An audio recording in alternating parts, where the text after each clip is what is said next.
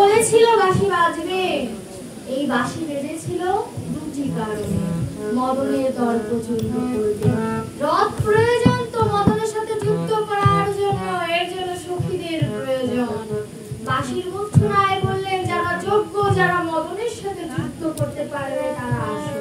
প্রথমেই যোদ্ধার যুদ্ধই হচ্ছে আমার রাধা রানী, তার মতো শ্রেষ্ঠ যোদ্ধা তার বৃন্দাবনে নেই, তিনি ছুটেছেন। কত অপূর্ব লীলা। এইবার রাধা রানী যে ছুটছে, ব্রজের ভাবটা কেমন হয়েছে? শারদচন্দ্র পুল্লমল্লিকা,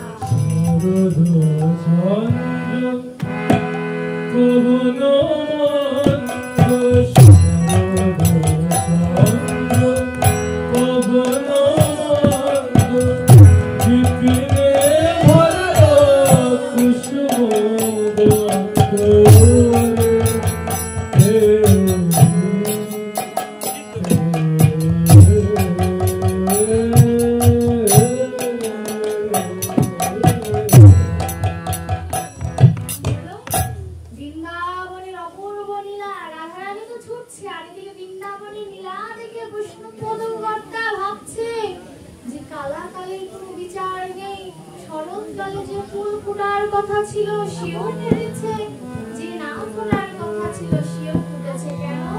কৃষ্ণ সেবায় কালাকালের কোনো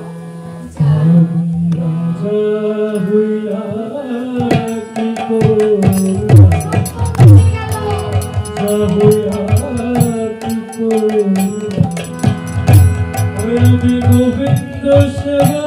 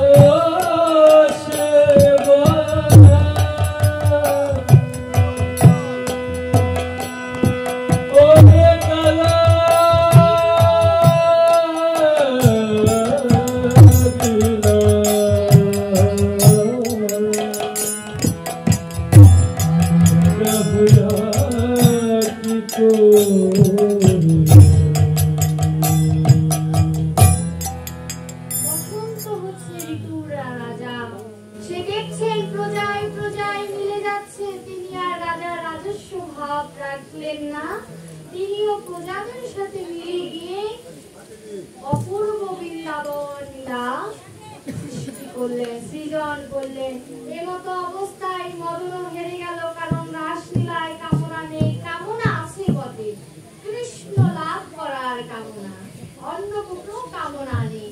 সুতরাং নিষ্কাম প্রেমের মূলতির মন্ত্রিত মদন থাকতে পারে না। মদন আশীর্বাদ করলেন, যারা মধুর স্বরে কৃষ্ণ নাম আস্বাদন করবে, রাস আস্বাদন করবে, তাদের মধ্যে ধীরে ধীরে কৃষ্ণ নাম লোভ পাবে না, কৃষ্ণ নাম করে উঠবে এবং লোভ আস্তে আস্তে বিনাশ ঘটবে। এবার রাধারানী এবং সখীগণ কৃষ্ণের সামনে দাঁড়ালেন। এবার বলছে, সুস্বাগতম সুস্বাগতম সুস্বাগতম, স্বাগতম জানাচ্ছে। স্বাগতম জানাই, তাদেরকে স্বাগতম জানাচ্ছে। স্বাগতম তাদের জানানো হয় যাদের সাথে পরিচয় নেই। যাদের সাথে পরিচয় আছে তাদেরকে সুস্বাগতম বললে অপমান করা হয়। বলেছি কি তো এই 10 মিনিট সময় লাগবে। রাধারানীকে 3টি প্রশ্ন করলেন। কেন এসেছো? ব্রজের সকলে কুশলে আছে তো? এই বনের শোভা দর্শন করতে এসেছো? কেন এসেছো? প্রশ্ন কেন এসেছো, কেন এসেছো এটির কারণ জিজ্ঞাসার কারণ হচ্ছে কি, জীবে সকলেই আমার কাছে চাইতে আসে। দেখি রাধারানী এবং সখীগণ আমার কাছে কিছু চাইতে এসেছে কিনা।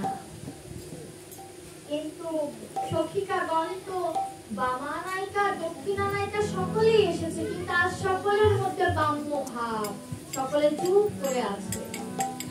বললেন, ব্রজের সকলে ভালো আছে তো? কোনো বিপদ আপদ হয়নি তো? দেখে তো মনে হচ্ছে কোনো বিপদে পড়েছো, কোনো অসুর কি আক্রমণ করেছে তোমাদের? কেন এসেছো বলো? ও বুঝেছি, বনের শোভা দেখতে এসেছো, আমি কেমন পাঠ করি সেটা দেখতে এসেছো। আমি তো বলবো তাই। এখন যেহেতু আমি এখানে দাঁড়িয়ে আছি, কৃষ্ণের ভূমিকাই পালন করব। কেন এসেছো? পাঠ শোনার জন্য এসেছো? কীর্তন শোনার জন্য এসেছো? বলো কেন এসেছো? প্রশ্নের উত্তর মনে মনে বলছে প্রাণবধূ, আমরা কিছু চাই না, তোমাকে চাই।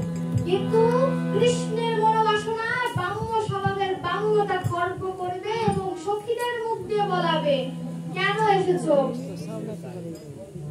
এই কথা যখন বলছে, আহারে কি কষ্ট, গোপিকাগণ কান্না করছে, চোখে দিয়ে অশ্রু বর্ষণ হচ্ছে, আর সেদিক দিয়ে যেন মনে হচ্ছে কালো রেখা তৈরি হয়ে গেছে, এই বুঝি করা তীর ধার দিয়ে কেটে ফেলবে কেউ।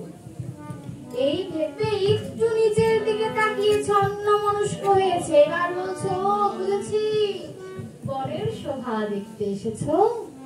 বনের শোভা দেখা হয়ে গেছে, চলে যাও। কেন এসেছো? চলে যাও। সখীগণ বলছে, যাহারে কপট, এত কহ ধর্মচ্যুত মন। সেই দিন ধর্ম কোথায় ছিল? যেদিন বসন চুরি করেছিলে সেদিন কোথায় ছিল ধর্ম? কপট, এখন ধর্মের নীতি কথা শোনাচ্ছ, আগে তো জানতাম না এত নীতি কথা তুমি জানো। এই কথা যখন বলছে তখন কৃষ্ণ বলেছে, এটাই তো আমি চেয়েছিলাম তোমাদের মুখ থেকে শুনতে, যে তোমরা কতখানি ভালোবাসো আমার। তখন সখীরা বললেন যে আমরা তোমাকে চাই, আর কিছু চাই না, কৃষ্ণ সুখে সুখী হতে চাই। তুমি যদি আমাদের কৃপা করে গ্রহণ করো তবে গ্রহণ করো, না হয় এই দেহ ত্যাগ করিব, তবু সংসারে আর যাব না। সংসার একদিন ত্যাগ করবে আমায়, এই কথা জেনে আমি সংসারকে আগেই ত্যাগ করে তোমার চরণে শরণাপন্ন হয়েছি, সেই সংসারে আমি আর যাব না। যখন গোপিকাগণ এসব করুণ কথা বলছেন, এই তো আমাদের জীবের কথা, যে যেতে হবে সেই গোবিন্দের চরণে। যখনই এমন কথা হলো, মদ এবং নান রাগ হলো, মদ কারা, সখীর অহংকার করলেন যে কৃষ্ণ আমাদের আয় কারণ নয়, আর রাধারানী অহংকার করলেন সখীগণ যেভাবে পাবে আমি কেন সেভাবে পাবো, আমার পাত্র বড়, রস পাওয়ার অধিকার আমার বেশি। এই অহংকার এসেছে, দুজনের অহংকারী খর্ব করবে। কিভাবে? রাধারানীকে নিয়ে তিনি অন্তর্ধান হলেন। গোপীগণ বলছে, দেখা দাও, দেখা দাও, একবার দেখা দাও, দেখা দাও,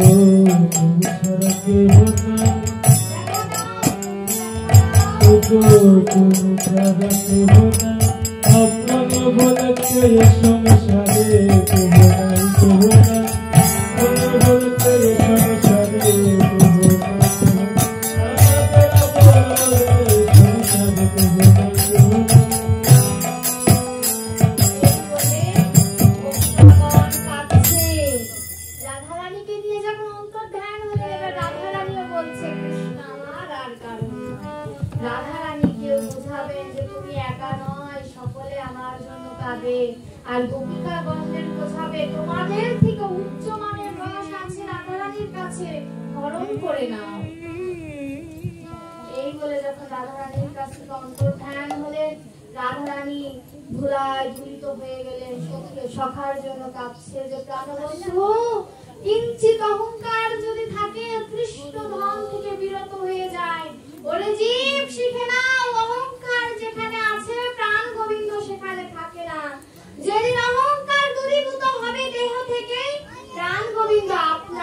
নিয়েই আসিবে।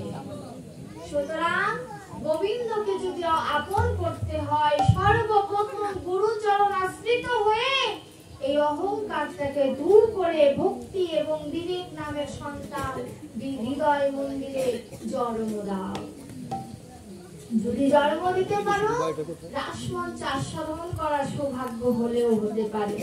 যখন রাধারানী এবং গোপিকাগণদের অহংকার চূর্ণ হলো, এবার কৃষ্ণ আসলেন। দুই দুই গোপী এক এক কৃষ্ণ। কি রাসের অপূর্ব দৃশ্য! নয়ন থাকলে দেখে নাও। দেখে